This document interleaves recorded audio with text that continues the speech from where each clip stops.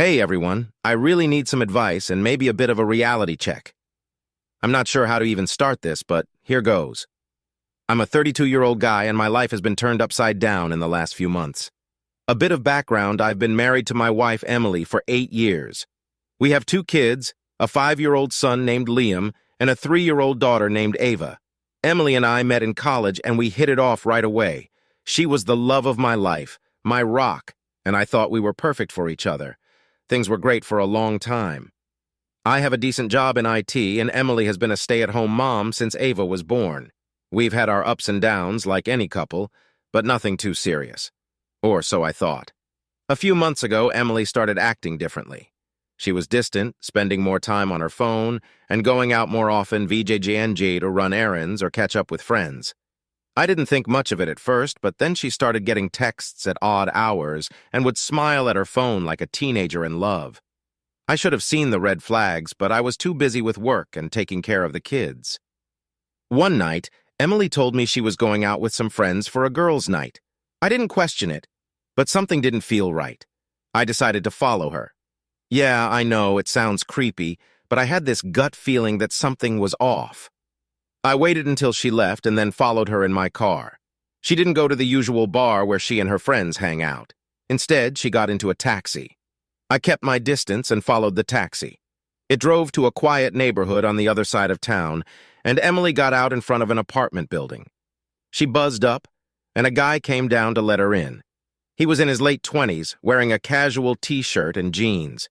They hugged and kissed, and I felt my heart drop into my stomach. I didn't confront her then. I drove back home feeling numb. I couldn't believe what I had just seen. Emily, the woman I had loved and trusted for so many years, was cheating on me with some random guy. The next few days were a blur. I couldn't focus at work and I was distant at home. Emily noticed but didn't say anything. I think she thought I was just stressed about work. I finally decided to confront her. One night after the kids were asleep, I asked her to sit down and talk. I told her I knew about her affair.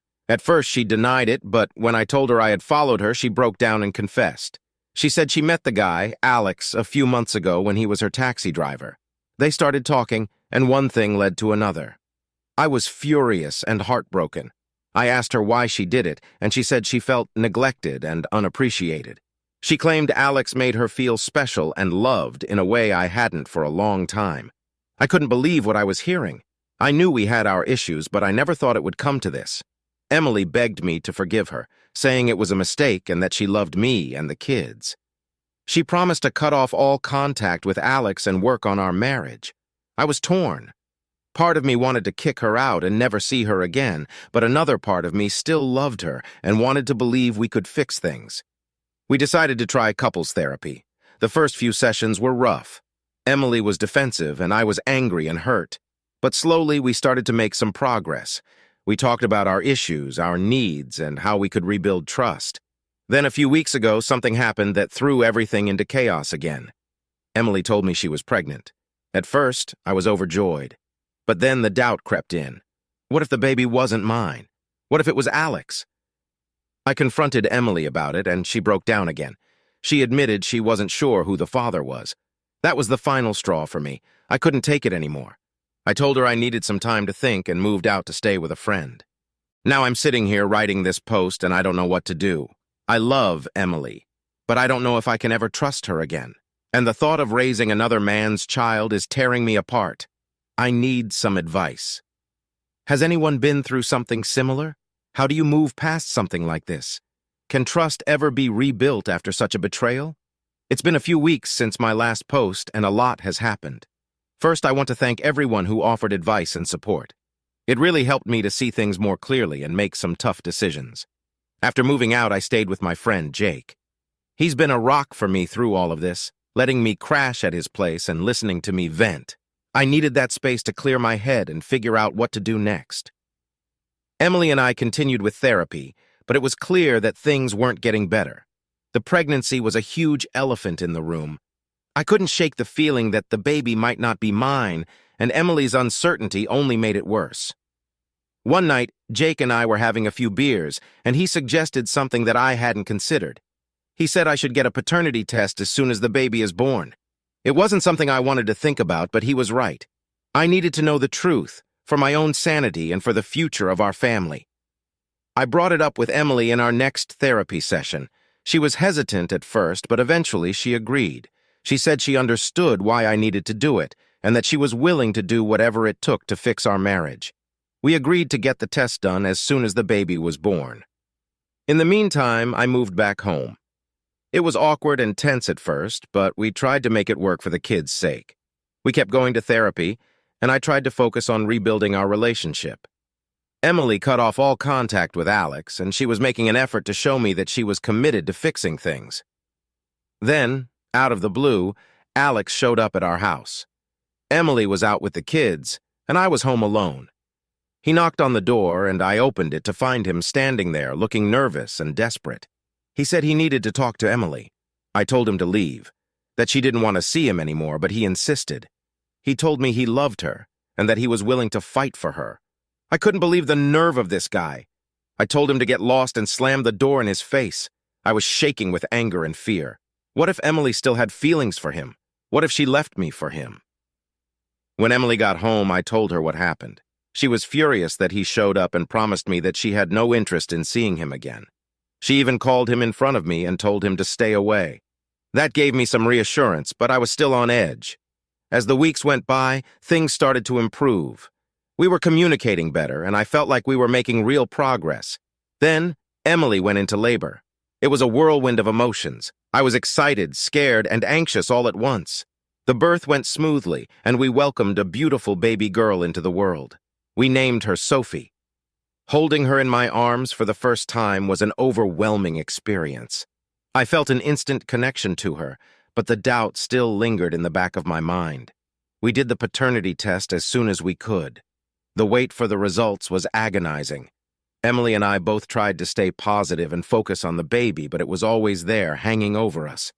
Finally, the results came in. I could barely bring myself to open the envelope. My hands were shaking and my heart was pounding. Emily sat next to me, holding my hand. I took a deep breath and opened it. Sophie was mine. The relief I felt was indescribable. I broke down in tears, and so did Emily. We hugged each other tightly, both of us crying and laughing at the same time. It felt like a huge weight had been lifted off our shoulders. With the paternity issue resolved, we were able to focus on rebuilding our marriage. It wasn't easy, and it took a lot of time and effort, but we were committed to making it work. We continued with therapy, and slowly but surely, things started to get better. Life started to settle into a new routine. Sophie was a joy, and Liam and Ava adored their baby sister. Emily and I were working hard on our relationship, and it felt like we were finally getting back on track.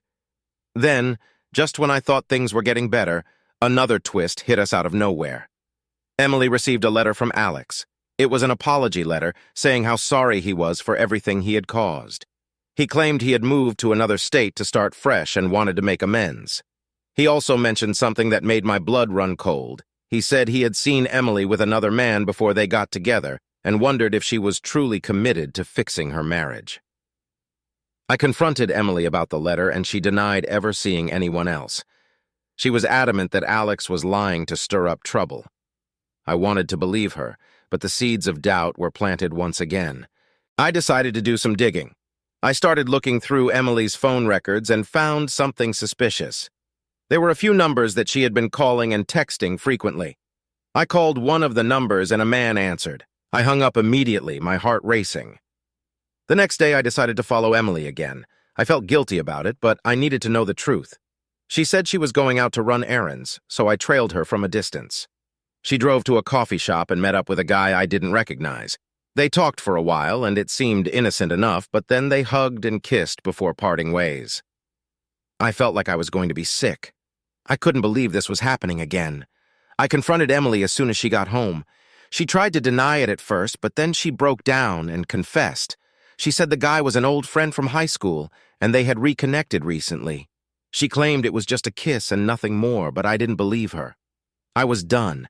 I told her I couldn't do this anymore and that I wanted a divorce. She begged me to reconsider, but I was resolute. I couldn't live with the constant doubt and betrayal. I packed my bags and moved back in with Jake. The divorce process was messy and painful. We fought over custody of the kids and the house. In the end, we agreed to joint custody. and I moved into a small apartment nearby to stay close to Liam, Ava, and Sophie. The first few months after the divorce were tough. I missed my kids terribly, and it was hard adjusting to life on my own. But slowly, I started to heal. I threw myself into my work and spent as much time as I could with the kids. One day, I got a call from Emily. She sounded distraught and asked if we could talk. I reluctantly agreed and met her at a park. She looked exhausted and stressed out. She told me she had been diagnosed with depression and was struggling to cope. She apologized for everything she had put me through and asked for my forgiveness. I didn't know what to say. Part of me still loved her and wanted to help, but another part of me was still angry and hurt. I told her I appreciated her honesty and that I hoped she would get the help she needed.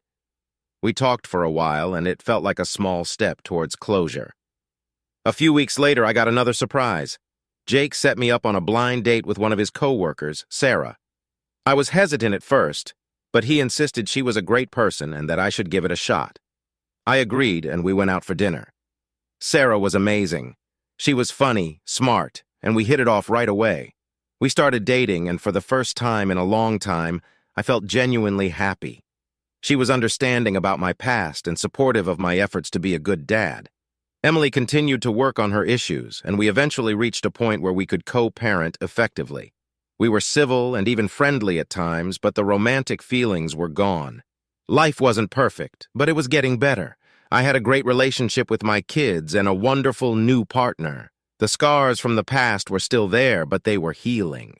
As things began to stabilize in my life, I found myself slowly but surely embracing this new chapter. Sarah and I grew closer, and her presence was a breath of fresh air. We shared many wonderful moments, from spontaneous weekend getaways to cozy nights in, watching movies, and just enjoying each other's company. My kids adored her, and she had a natural way of fitting into our lives without stepping on Emily's toes. One day, Sarah suggested we take a family trip to the mountains. It was something I'd always wanted to do, and I thought it would be a great way for all of us to bond even further. Emily agreed that it was a good idea, so we planned a weekend getaway. The trip was amazing. We hiked, explored nature, and even did a bit of fishing. Liam and Ava were thrilled to be outside, and Sophie, though still a baby, seemed to enjoy the fresh air.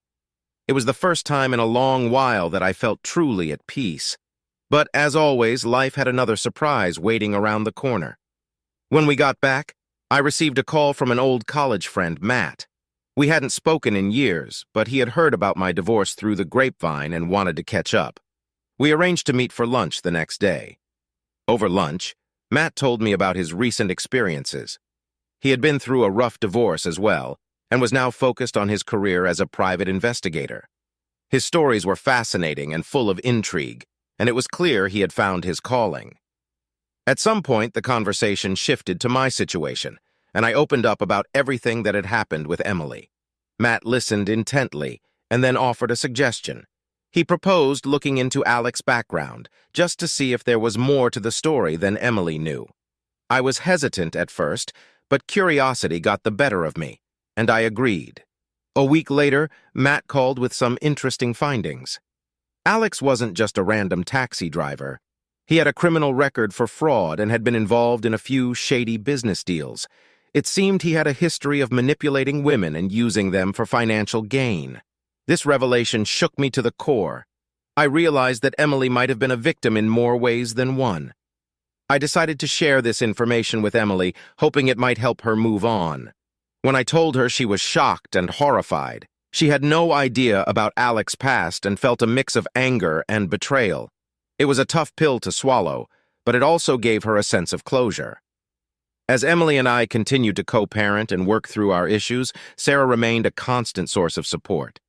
She encouraged me to stay focused on the future and not dwell too much on the past.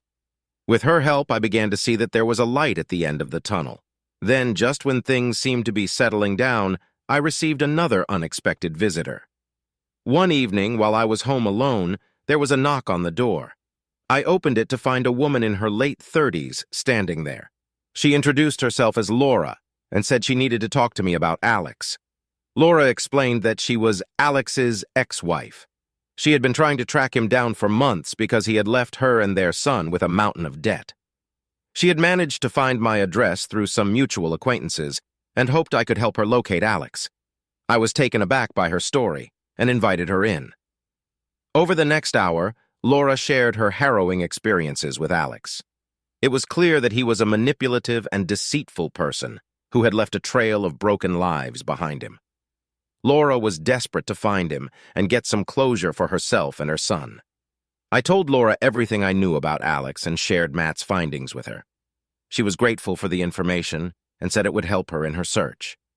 Before she left, she gave me her contact information and asked me to keep in touch if I learned anything new.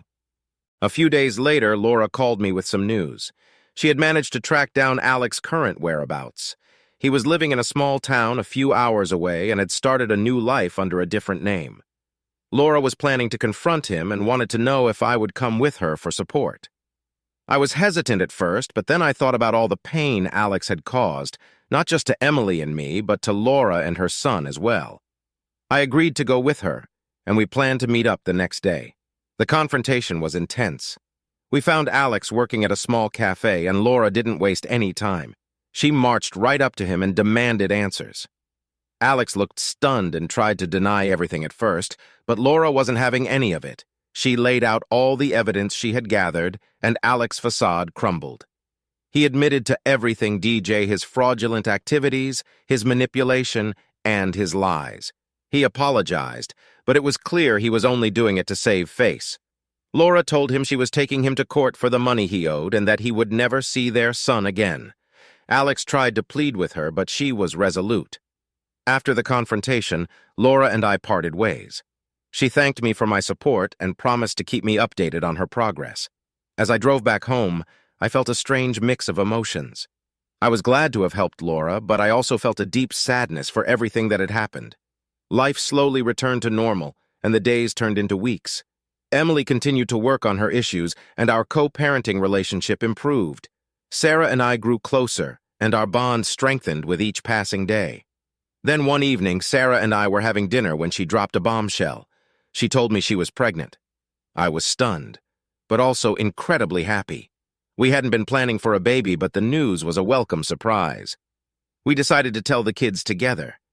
Liam and Ava were thrilled at the idea of having a new sibling, and Sophie, though too young to understand, seemed to sense the excitement in the air. Emily took the news surprisingly well, congratulating us and expressing her support. As Sarah's pregnancy progressed, I found myself reflecting on everything that had happened. The past few years had been a whirlwind of emotions, but I felt like I was finally in a good place. I had a wonderful partner, a growing family, and a sense of closure from the past. One day I received a letter from Laura. She had won her court case against Alex and was finally able to move on with her life. She thanked me again for my support and wished me all the best. It was a touching reminder of how far I had come. The day Sarah gave birth was one of the happiest days of my life. We welcomed a healthy baby boy into the world and named him Ethan. Holding him in my arms, I felt a deep sense of gratitude for everything I had. As the years passed, our family grew closer. Emily and I maintained a respectful co-parenting relationship, and the kids thrived in a loving environment.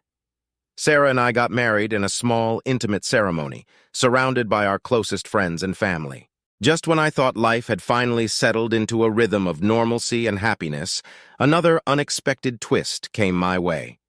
It was a Saturday morning, and Sarah, the kids, and I were having breakfast together.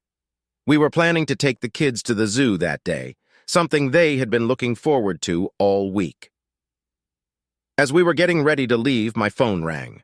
It was an unknown number, and for a moment I considered ignoring it. But something told me to answer. On the other end of the line was a woman who introduced herself as Detective Laura Martinez. She told me she was investigating a case related to Alex and needed to speak with me urgently. My heart skipped a beat. I told Sarah about the call, and she looked as concerned as I felt. I assured her I would be fine and told her to go ahead and take the kids to the zoo without me. I would meet up with them later. I drove to the address Detective Martinez had given me. It was a nondescript building downtown, and I felt a sense of dread as I walked inside. The detective greeted me and led me to a small conference room. She got straight to the point. Alex had been found dead in his apartment, and the circumstances were suspicious. I was stunned. The last time I had seen Alex, he had been confronted by Laura, his ex-wife, but I hadn't heard anything about him since then. Detective Martinez explained that Alex's death was being treated as a possible homicide, and they were interviewing everyone connected to him. I told her everything I knew about Alex and our tumultuous history. She listened intently, taking notes and asking questions. As I recounted the events, I couldn't help but wonder who could have done this. Alex had certainly made many enemies, but murder? After the interview, I left the station feeling shaken. I called Sarah and told her what had happened. She was shocked but supportive, telling me to come to the zoo and be with the kids to take my mind off things. I took her advice and spent the day trying to focus on my family. A few days later, Detective Martinez called me again. She had more questions and wanted to meet in person. I agreed, and this time she dropped a bombshell. Emily's name had come up in the investigation. Apparently, Alex had been in contact with Emily shortly before his death. I couldn't believe what I was hearing. Emily? My ex-wife, who had been working so hard to move past her mistakes and rebuild her life. I felt a mix of anger and confusion. Why would she be in touch with Alex again? I confronted Emily about it. She looked genuinely surprised and distressed. She admitted that Alex had reached out to her, claiming he wanted to apologize and make amends for everything he had done. She insisted that she had only met with him once and that it was a brief conversation. She had no idea he was dead. The situation was spiraling out of control. I didn't know what to believe, but I knew I had to protect my family. Sarah was supportive as always, but I could see the worry in her eyes. We decided to hire a lawyer to help navigate this mess and ensure we were prepared for anything that might come our way. The investigation continued, and the more I learned, the more complicated things became. It turned out that Alex had been involved in some serious criminal activities beyond the fraud we knew about. He had ties to organized crime and had been under surveillance by law enforcement for months. His death had likely been a result of his dangerous connections catching up to him. As the weeks went by, Emily's involvement seemed to be nothing more than a red herring. She was cleared of any suspicion, but the damage was done. Our fragile co-parenting relationship had taken a hit, and the stress of the investigation had left us both exhausted. One evening, as Sarah and I were sitting on the porch watching the sunset, she took my hand and told me something that took me by surprise. She had been doing some research on her own and had uncovered something about Alex that neither of us knew. He had a brother, Mark, who had been estranged from him for years. Mark lived in another state and had cut off all contact with Alex after a falling out over some shady business dealings. Sarah suggested that maybe Mark knew more about Alex's criminal connections and could provide some insight into his death. I was hesitant, but Sarah's determination convinced me to reach out to Mark.